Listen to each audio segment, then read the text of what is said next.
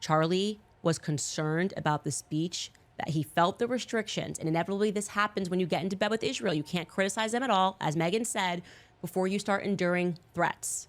Something is not right. Nothing we are being told is true. Candace Owens just exposed the pro-Israel threats against Charlie Kirk in the final days of his life, and in this clip discusses some of the falsities that have been said not only about Kirk, but also her relationship with Charlie Kirk. So let's get right into it. Please like the video and subscribe to the channel. All right, so let's get into how weird these headlines are getting. It's very strange, and I think we know why it's happening. We obviously know why it's happening. But even the publications that are usually not so blatant, because in order to be a propagandist, you want to be effective, right? You got to like lie a little and get people to believe you, not just do things that are just so nakedly deceptive that people go, okay, why am I even reading this publication? Well, the Daily Mail put out this headline about me. Again, if it like this, look at this journalist, Victoria Churchill, who reached out. She writes, Candace Owens rages after being snubbed from the Charlie Kirk Memorial speaking roster. When did this happen? Like, the lying here is actually making me uncomfortable. I told you yesterday that we received way too many emails about Charlie's memorial. All of them were asking specifically for me to confirm that I was going. Didn't feel good to me. It felt very inauthentic. I know these journalists are not my friends. I knew they were writing hit pieces, but all of them included that question. Are you going? Are you gonna go? Like, you want me to confirm my attendance so that you know where I'm gonna be ahead of time? Am I being paranoid, or does that seem like a little weird? Even on PBD's show, where he just gives a platform to a guest to completely lie for 2 minutes straight. And that guest did lie, Eric Bowling, who said he was on TPUSA's board. We showed that he's not, at least according to TPUSA's website. It's possible that they didn't edit the website to put him in there, and this is just a delayed response or something. But it doesn't look like he's on the board. And not only that, he said that Candace Owens hasn't been speaking at their events, been cut out.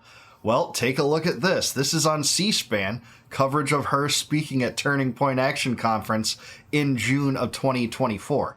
Just a little bit over a year ago, so this was blatant lies said in front of a mass audience on PBD's show. And, you know, have they issued a retraction? I kind of doubt it. Maybe they did, and I'm just not giving them the best benefit of the doubt, but Candace is right on this. There was this random second where PBD rather oddly says something along the lines of, you don't think she's going to the funeral? Like, they keep talking about this. Take a listen again.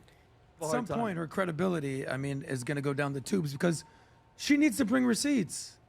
Bill Ackman brought receipts. How long was that tweet? It's still going. I think he was there Ron's in the still room. reading it. Andrew Colbert was there in the room. You're on the board of Turning Point? Yeah. Okay. When's the last time you saw Candace Owens? In person? Yeah. 2015, Oh, 2016. Oh, okay. Yeah. No, When's the last time she was at a Turning Point event? Not in many years. Okay. Blatant lie. We just disproved that. I'm assuming Candace is going to destroy this lie too, but certainly a total lie. She also spoke on a tour with Charlie Kirk at several events in 2023. We have records of that too, but we have them as recent as last year. But So let's without even being biased. There's a bet. Is Candace even involved in Charlie Kirk's life at all? No question, proof that Candace Owens is nothing, has nothing to do. She would be in a perfect world if they didn't have this. What I already know was a very quiet breakup where she got too rabbit hole for him. She would be the logical heir to the TPUSA throne, but she's and not. now she's not even invited. Correct. So this is so their divide is. Wait a minute, not invited meaning she's not even there. Yeah, she's not there. One of the names that you don't think she'll be at the funeral? No. That's I mean, not the funeral. The heir to the okay. TPUSA throne. She doesn't speak at the events anymore. I mean. Okay, so first and foremost, why did they all want to know if I was going to this event? I said there is no way we are going to this event now. There's a 0% chance. First and foremost, why are you saying invite? Anybody can go to it. You just buy a ticket to the event, and you're all working to try to get me to confirm that I'm going.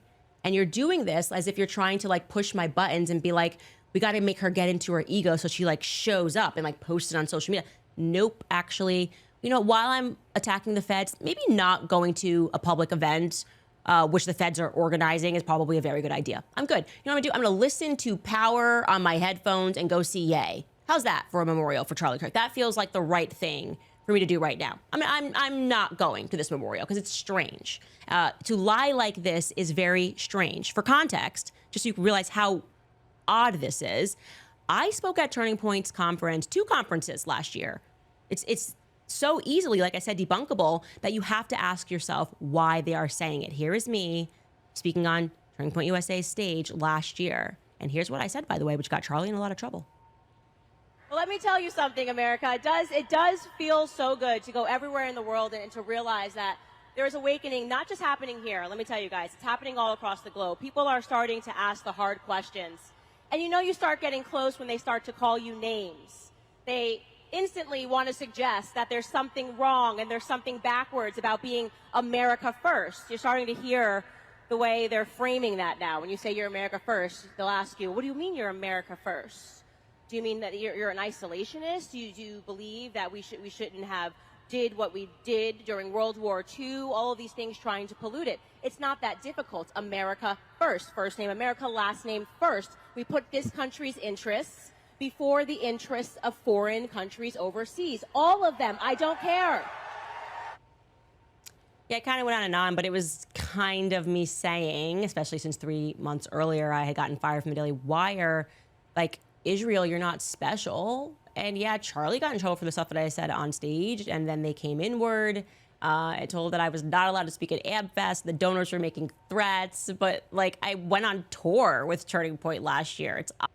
Yeah, this is so absurd, and isn't this ironic that this is actually a microcosm of what seems to have happened, with Charlie Kirk himself in that Turning Point USA event back in July, having Tucker Carlson there and Dave Smith to debate Josh Hammer, the Zionist neocon, about Israel. Tucker Carlson saying that likely Epstein worked for Israel in some capacity, and it's not anti-Semitic to criticize Israel, and then Dave Smith smashes Josh Hammer with much more applause than this Zionist at a Turning Point USA event. These are young conservatives really showing the sea change that we're seeing in the young conservative movement in many ways.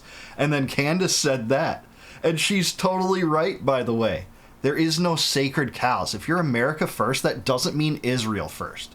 And, if you say America first, you can see how this has been twisted, and just that has been considered anti-Semitic because it doesn't involve you yielding your entire paycheck to Netanyahu. That's what that means, and that's why these people are attacked for it. And Charlie was attacked for platforming people that had some similar views, to focus inward domestically and not to funnel all of America's money into the coffers of a bloodthirsty genocidal maniac.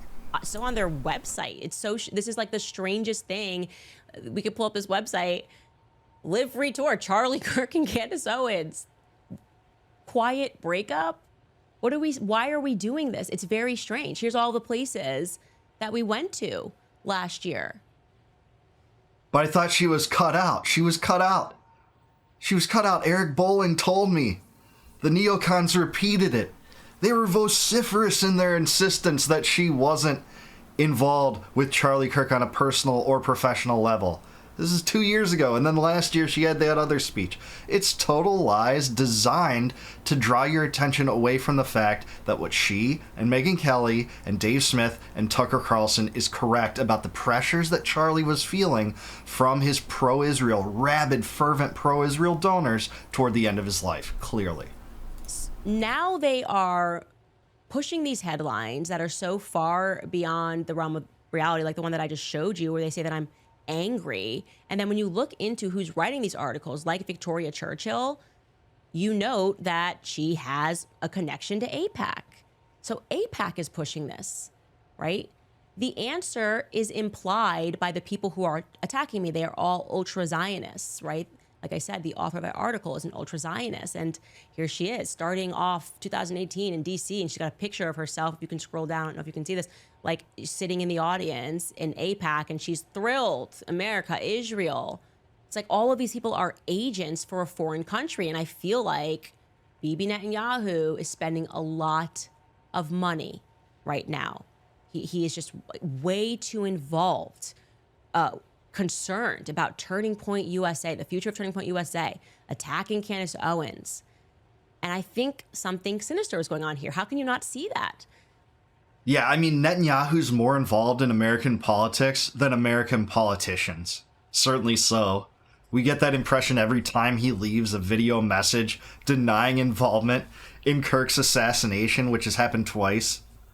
You know, he's recorded in English other propaganda speeches directed toward the American people, knowing he doesn't have to talk in his own native language because he doesn't need to propagandize those people. He needs to propagandize us to fall in line with this pro-Israel mentality and just give him all of our support for the genocide he's enacting in Gaza, for the Greater Israel Project of expanding the West Bank settlements, building Israel's borders beyond what they are today, drawing U.S. into senseless wars, including the one in Iran, to bomb an ostensible U.S. ally, Qatar, and the delegation that was supposed to arrange a ceasefire transfer that Hamas has always been willing to do, by the way, and they did in the first few phases of that ceasefire.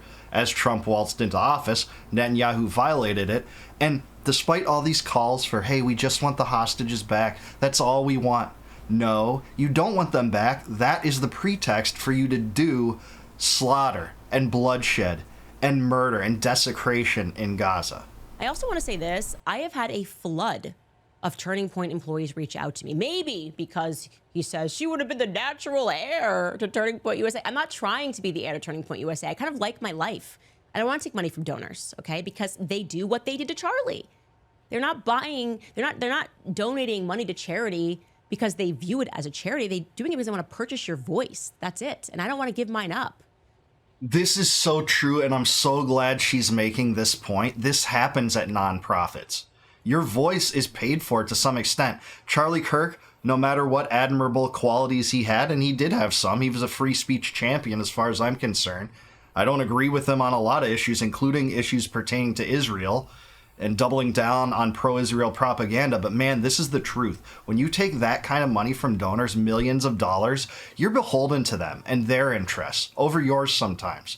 And he was in a hard place being in between that class of pro-Zionist billionaire donors and the activists on the street that are not generally pro-Israel, especially younger people now, with the demographics shifting on this.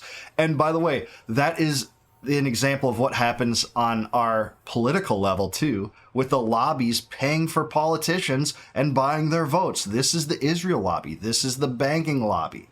This is the military-industrial complex and big food and big pharma and the FCC and the FDA and the SEC. All they do is buy politicians to get favorable legislation passed and not to allow us to make decisions for ourselves.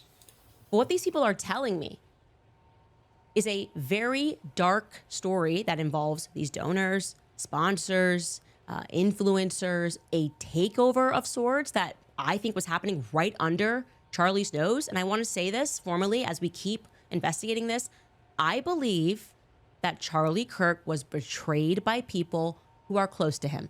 Based on what I have seen thus far, the evidence, the quote-unquote receipts that require a way deeper investigation into the apparatus, the financial apparatus at Turning Point, there was definitely some weird activity leading up to this moment happening at the organization, and I've been able to verify it. I have been given names, and I intend to now embark on this lengthier investigation, which I need more help on. I've reached out to some journalists. I'm sharing the information with them, and I think we're going to discover that this was ugly. Wow, I can't wait to see what she has to say about that. And I hope one of the journalists she wants to work with is Max Blumenthal, by the way. One of the best journalists in the world that has covered this story already. Man, a collaboration between Max Blumenthal and Candace Owens is something that the world needs more than anything right now, especially on this story. I can't wait to see what's to come. Honestly, I'll be following it, bringing you guys updates on it, but we'll have to see about that. Uglier than we could have ever imagined, okay? There is a fear here that we are all perceiving, a desperation almost to end the investigation. The smears are becoming radical. You can't just pretend Candace hasn't spoken to Charlie Kirk in years, but they're doing it. And they're trying to be convincing and shocked and putting this out. I've never stopped talking to Charlie. I mean, yesterday I released just one of many messages that I have with Charlie, which prove that he was, in the months leading up to this, concerned about Israel and how Israel was coming after our free speech. Free speech meant a lot to him, right? This message is from May. We can pull that back up, right? Charlie sent me his tweet because after the assassination of Sarah Milgram and Yaron Lachinsky in D.C., people were calling for like hate speech laws. And Charlie, authored a long tweet saying these were beautiful people. They had their lives ahead of them. But I must push back against one thing. And again, it was just the justification that this somehow meant that we had to, get rid of free speech. Like it was suddenly like, oh, well, this happened, so now we need to say free speech is wrong. And so I wrote back to him and I said, great tweet. And he gave prayer hands. And I said, speech censorship is coming to America. And he wrote back, as you can see, and the date here is May 22nd of this year. It totally is. And just think of the irony here that right now, Republican politicians and the DOJ are pushing hate speech laws right now, hate speech code modifications, in the name of Charlie Kirk, the guy who opposed this to the end in the last years of his life. I think the last year of his life, right, that happened. On Charlie Kirk's behalf, they're trying to push cracking down on hate speech. Pam Bondi had an interview about that just recently, and we should take that as a resignation letter. A total violation of the First Amendment that, by the way, a lot of conservatives opposed when numerous Democrats talked about it on the eve of the 2024 election, including AOC, John Kerry, Hillary Clinton, Kamala Harris, and others. Tim Walz among them. I showed that video and other clips about how they talked about that. And, this should be opposed at all costs. And if Republicans back this, especially the twisted and duplicitous maneuver of using Charlie Kirk's cause and his name to back this, is just totally abhorrent. Okay? Me and Megan and Tucker are not lying to you. Charlie was concerned about the speech, that he felt the restrictions, and inevitably this happens when you get into bed with Israel. You can't criticize them at all, as Megan said, before you start enduring threats.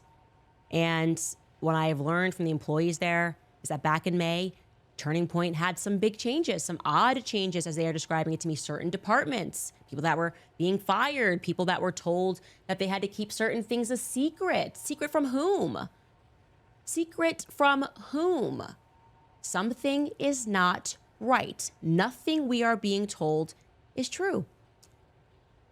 Yeah, no doubt that is the case. And what's crazy is this is completely corroborated by Max Blumenthal's Gray Zone article where he talks about this here.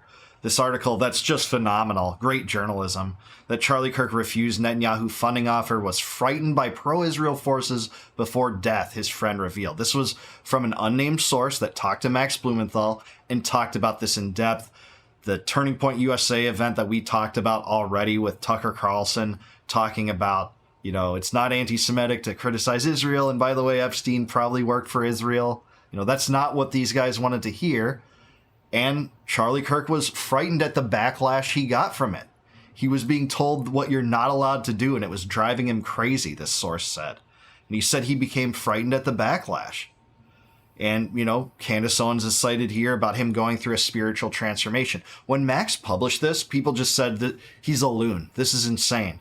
There's no substantiation here. But then you had Candace Owens and Tucker Carlson and Dave Smith to some extent and Megyn Kelly coming out, ultimately corroborating this article, aligning with it, providing receipts for it. Dave Smith reading some of the tweets that Charlie Kirk said about how his views on Israel were very close to Dave's, which that's hard to imagine for me as being, such a anti-Zionist that hates the U.S. relationship with Israel, thinks it's so backward, and some of the things that Charlie Kirk said about it. The truth is, to me, that he was somewhere between Ben Shapiro and Dave Smith on it. But at the same time, that's a substantial story. How could Max not cover this? And as far as I can see, Candace Owens is telling the full truth about this, despite the fact that she's being raked over the coals right now by prominent neocons and Zionists like Laura Loomer and Bill Ackman and Seth Dillon and, You know the lot. It's always the same people that do this and do this to people like Candace, shedding light on the truth about the Israel lobby, about very prominent pro-Israel donors to organizations such as this. And that's what we get. I mean, this is what happens when you get entangled in such a foreign alliance as the U.S. has with Israel, that foreign country is dictating the policy of our own country. It's an occupied government that we have. Our Congress is occupied. They're bought over and won over by AIPAC, which doesn't have to register under FARA, the law that says to be a foreign lobby, you have to register. And that creates certain impediments on fundraising and your ability to really influence politicians. But not only that, they have the president in lockstep, having him do whatever they want, getting into war with Iran. In his first term, he ripped up the JCPOA, which Netanyahu hated, and then he cheered when Trump did that, because it took the pretext away from a war with Iran to have that in place. He signed the Abraham Accords, which his own DHS said would ruin relations in sub-Saharan Africa, which it has to the benefit of Israel, I hate to say. And the fact that he moved the U.S. Embassy to Jerusalem, this is our president. And by the way, the deep state bureaucracy isn't any different. Very pro-Israel, the military-industrial complex in lockstep, because they provide the bombs for whatever wars Israel wants to have. And the same thing is true about the banks. The banks want to finance this and make money off of the debt and print more money, create inflation, make us pay more when we go to the gas station. They finance it through debt and finance it through inflation. And that's what we get. So I'm glad Candace is speaking out on this. Thank you so much, Candace, for sharing the truth about this. And I hope more people come to learn about it. Hope you enjoyed the presentation. Let me know down below, was Charlie truly pressured to the point that he was fearing for his life? Do you think that his turn has been exaggerated against Israel? Do you think that he was somewhere in between, at least wrestling with this issue, having problems coming to grips with it? What do you think's the truth about all this? Let me know in the comments down below. Please like the video, subscribe to the channel, also subscribe to Candace Owens. And until I see, oh, and also please consider becoming a YouTube member. That would mean the world to me. If you click the join button below, you can help support the channel. That'd help a lot. And if you do that, I'm going to give you access to all my videos before they go live on YouTube. There's often several at a time, as you can see right now. And until I see you guys next time, no more war, no more debt, no more inflation, and no more empire. Peace out, guys. Catch you in the next one.